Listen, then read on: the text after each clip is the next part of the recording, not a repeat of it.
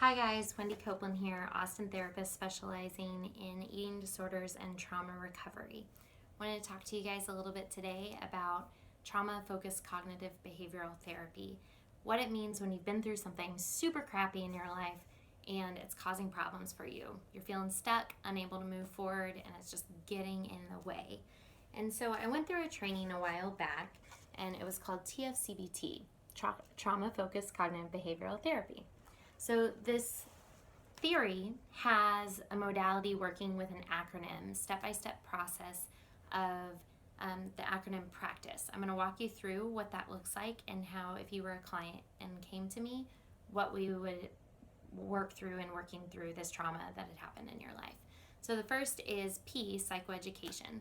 So psychoeducating on what trauma is, distinguishing it between trauma and drama. Drama is that petty, annoying crap that just gets in the way and makes life really annoying and logistically can be a pain in the butt. It might be having problems with a coworker at work or getting an offender bender and you have to deal with all that logistical stuff. It's not fun, but it's not the same thing as trauma, which can have long-lasting, deeply painful effects.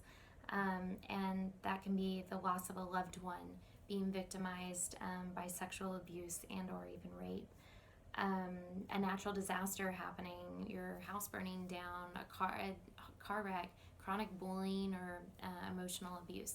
So really distinguishing between trauma and drama, and then psychoeducating also on what are the common reactions to trauma, the cognitive, physical, emotional, and general reactions that one might feel when they go through it.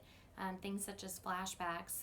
I'm sure you've heard some PTSD symptoms with memories, nightmares, poor sleeping, trouble eating, upset stomach, headaches, escaping through substances, or an eating disorder where you feel in control because maybe in that moment in the traumatic event you felt really out of control or you didn't have control of the situation. It was scary. Emotional things such as hopelessness, sadness, irritability, depression, anger, shock, numbness, not being able to feel love or joy, and then cognitive issues such as trouble concentrating, not able to stop thinking about what happened, even to the point of suicidal or homicidal thoughts. Maybe you want to kill that person because of what you went through, and while it's understandable, we just can't go killing people, so we really need to be able to work through those and not let them get us stuck in our life. The next three steps of practice are R, relaxation, A, affect regulation, and C, cognitive coping. So in these three steps, these are really the brunt of the preparation work for T, which is going to be our trauma narrative. So relaxation is about when our body feels all that stress, can we relax and can we calm down? A, affect regulation is, are we aware of our feelings? Can we name them? Can we express them in a healthy way? And C, in the cognitive coping, is about our thoughts. We're probably thinking some self-blaming thoughts, some self-critical thoughts. I know we can all be our own worst critic here, but we want to be able to think more positive, helpful, truthful, and productive thoughts. And so we'll work through thinking compassionately to ourselves rather than harshly. We'll work through those cognitive distortions and getting all of that ready on just day-to-day life stuff, getting us ready for T, the trauma narrative.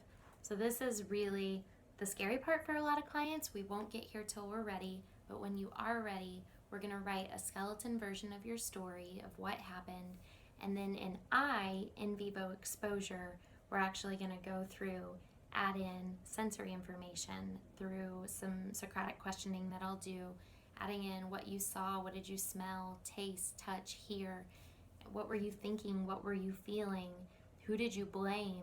And that's really where the brunt of the healing work takes place, is in you writing that trauma narrative, us talking through that narrative over a course of many sessions, and really desensitizing ourselves through that process of exposure.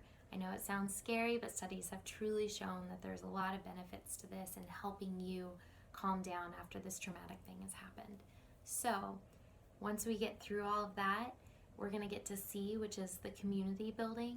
And that is truly about all this amazing healing work you've done right here in the room with me. We're going to take it out and we're going to bring somebody else in from the outside the community, one of your best friends or a family member you really trust or a significant other, and someone that you can really rely on outside of you that's been in your life, has shown up, has been supportive, and let them help transition all of this healing that you've told me about and tell someone else about it.